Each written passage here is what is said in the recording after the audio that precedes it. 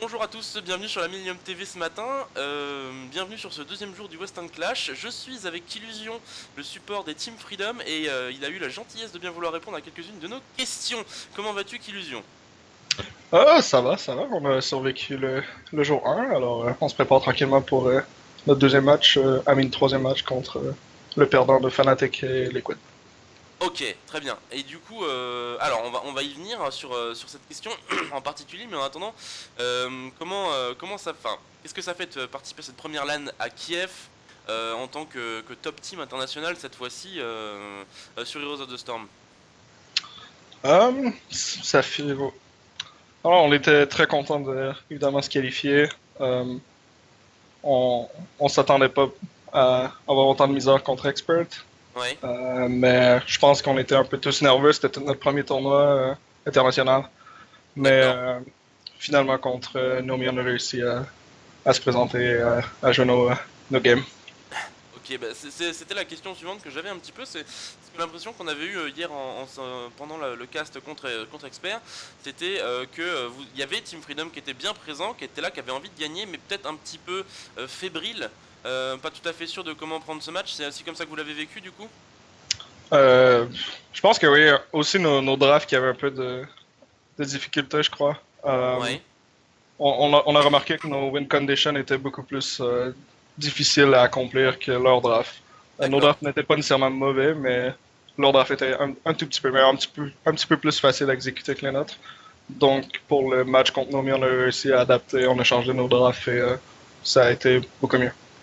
Ouais, en effet, on a eu un superbe BO contre Nomia, on était très très contents, je pense que c'était le BO le plus tendu et sans doute le plus beau de la journée, notamment cette dernière game qui était absolument folle, on était tous vraiment emballés de la commenter. Et du coup, à aujourd'hui, bah, c'est deux adversaires qui vont pas être évidents de toute évidence.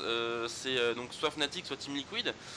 Donc deux énormes monstres de la scène européenne.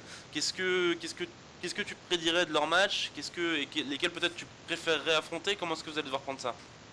Euh, Évidemment, on aimerait affronter Liquid. Fnatic sont juste des monstres. Ouais, On s'est pratiqué contre les deux équipes durant notre bootcamp et Fnatic sont juste vraiment trop bons, trop bons. d'accord.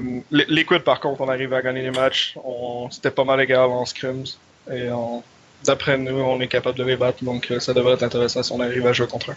D'accord, c'est bon signe. Et puis surtout que le format c'est du BO5 cette fois, donc vous avez aussi plus le temps de rentrer dans votre match si jamais ça devait être un petit peu difficile sur le début. Donc c'est plutôt bon signe. Ok, très bien.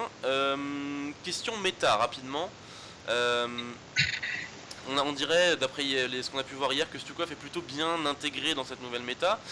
Toi, en tant que main player support, qu'est-ce que tu en penses? Comment est-ce que tu voudrais le drafter que main support? Je crois que Stukov est un peu dans la place de Auriel dans un draft. Un D'accord. peu un backline support qui ramène des gros heals et beaucoup de soutien avec ses silences ou un shove ou un swipe. Euh, Sinon, en double support, il est aussi excellent. D'accord, on l'a vu beaucoup avec le swipe justement en ultime. Tu penses pas que l'autre ultime soit viable? L'autre est viable, mais il est moins, comment dire, il est moins efficace la majorité du temps. Le swipe est quasi impossible à manquer, right? Oui, c'est pas faux. Tandis que le shove, la distance est beaucoup plus petite et ça veut dire que tu as des ennemis dans ta face et il faut que tu réagisses vite. Et si tu le rates, ben, tu es probablement mort. Ok, Donc c'est pour ça que le swipe, je crois qu'il est plus rentable ok, la plupart du temps. ok, moi ça me paraît seems legit. Pour moi en tout cas. Ok, à propos de Team Freedom de manière générale, non, vous aviez annoncé pendant les HGCNA que ce que vous vouliez c'était arriver à cette LAN, que vous aviez vraiment cet objectif de faire une LAN internationale. Maintenant vous y êtes, vous avez passé le premier tour avec succès. Du coup, vous allez avoir un gros adversaire aujourd'hui. On espère fortement que vous allez réussir à vous en débarrasser quel qu'il soit. Du coup, les prochains objectifs, c'est quoi même au-delà de enfin, pour cette compétition et pour la suite, est-ce que vous vous sentez bien d'aller jusqu'à la BlizzCon et d'aller défier les plus grands jusqu'aux mondiaux, ou est-ce que c'est plutôt sur le long terme? Comment ça se passe? Le but au début de la saison des AGC était de se qualifier pour la BlizzCon. Ouais. Euh, le LAN pour la Western Clash, évidemment, c'est bien. On est ici pour apprendre et espérément faire une bonne perf. Ben, le but en général est de se rendre à la BlizzCon et voilà. Aussi simple que ça. Ok, et du coup, tu dis que vous êtes là pour apprendre.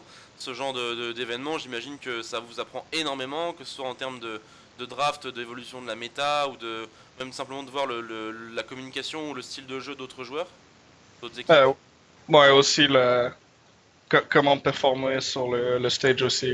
C'est tout notre premier LAN international, c'est le Ouais. premier LAN de deux joueurs pour Dansky et Nasmus. Et c'est toujours différent. On peut performer en scrim, on peut arriver à battre Fnatic en scrim, mais on arrive sur le stage et on a de la difficulté contre Lumia, on a de la difficulté contre Expert.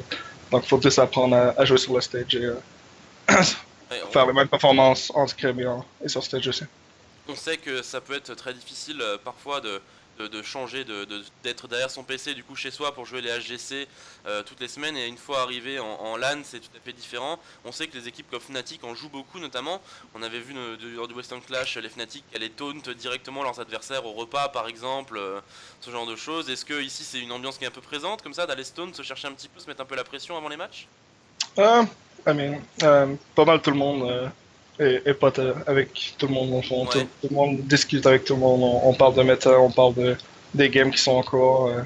Tout le monde est bon ami ici. Personne. I mean, tout le monde s'agace un peu, mais rien de plus. Ouais, voilà, Pas de major tonne. voilà, ok, c'est La de la saine plaisanterie plus que d'autres compétition. choses. Ouais, voilà. Ok. Est-ce que tu aurais peut-être un petit mot pour tous les supporters français qui sont derrière vous, qui vous ont encouragé hier et qui ont hâte de voir ce que vous allez donner aujourd'hui? Il y a pas mal de gens, mine de rien, qui s'intéressent à Team Freedom chez nous, puisque bah voilà, il y a des francophones, hein, on sait que tout le monde a ce petit côté un petit peu ah, ils parlent français, on va les encourager, baguettes, c'est tout. Qu'est-ce que tu pourrais leur dire avant qu'on s'arrête? Bah, merci à tous les supports des Français. On va essayer de ramener le trophée, ramener la baguette à la France et aux francophones. Et voilà. Ok, c'est super. Bon bah en tout cas, je te remercie beaucoup de nous avoir donné un petit peu de temps aujourd'hui d'illusion. J'imagine que vous avez un programme bien chargé. Je te souhaite à toi et à tous tes teammates vraiment bonne chance. On espère vraiment vous voir gagner. On a eu plaisir à vous voir monter en puissance sur ce dernier split. Et à vous voir maintenant sur cette LAN. On vous souhaite tout le meilleur. Et puis ma foi, ben, bonne chance pour le match d'aujourd'hui. Eh ben, merci.